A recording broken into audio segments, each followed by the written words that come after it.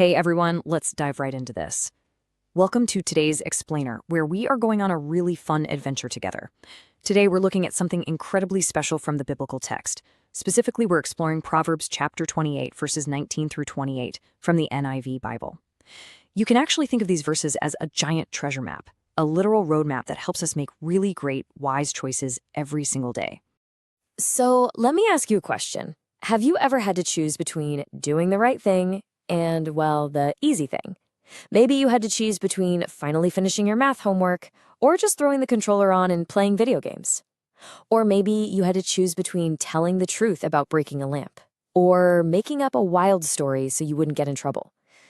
We all face these choices, right? Well, what's really amazing is that today's biblical text gives us the ultimate fail-proof guide for these exact kinds of tough decisions. Here is our map of wisdom for today. We've got 5 super important stops on our journey. We're going to start with hard work over daydreams, then look out for the trap of greed, learn a bit about accepting good advice, see the importance of helping those in need, and finally, we'll wrap up at the absolute most important stop, trusting in Him. All right, let's hit our very first stop on the map, hard work over daydreams.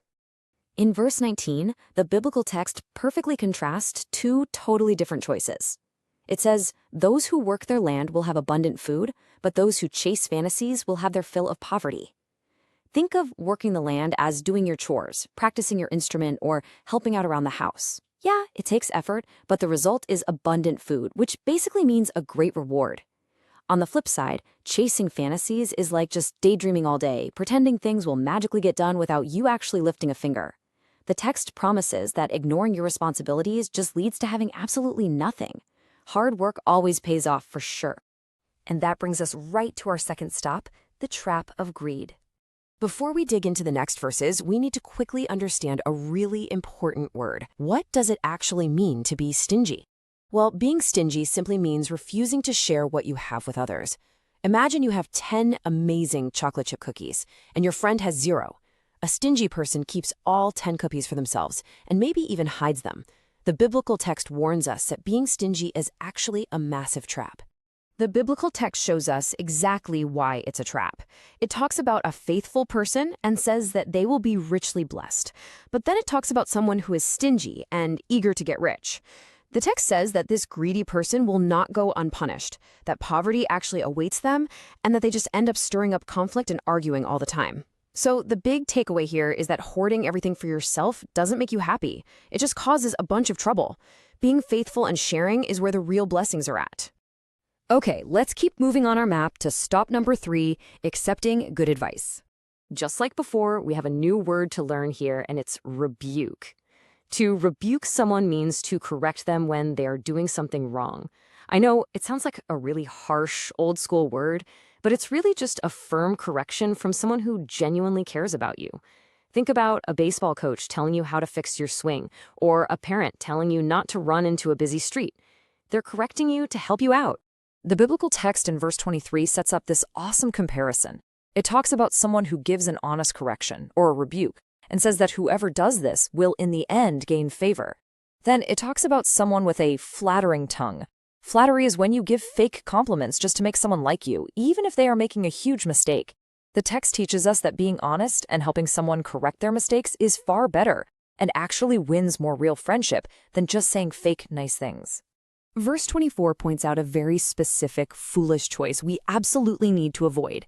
It says that whoever robs their father or mother and says, "It's not wrong," is actually partner to one who destroys. This means taking things from your parents without asking or breaking their rules and then making terrible excuses by saying, "Oh, it's fine, it's really no big deal." The text shows us that this is a super foolish path that completely destroys trust in a family. Let's travel along to stop 4, helping those in need. First up, we see the word partiality in verse 21.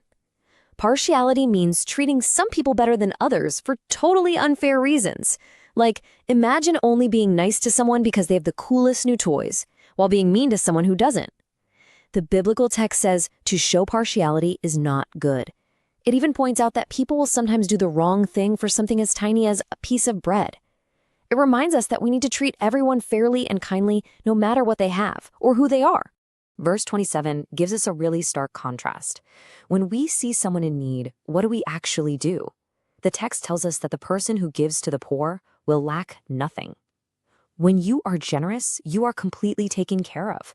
But the person who closes their eyes to them, meaning they just pretend they don't see the person who needs help, receives many curses.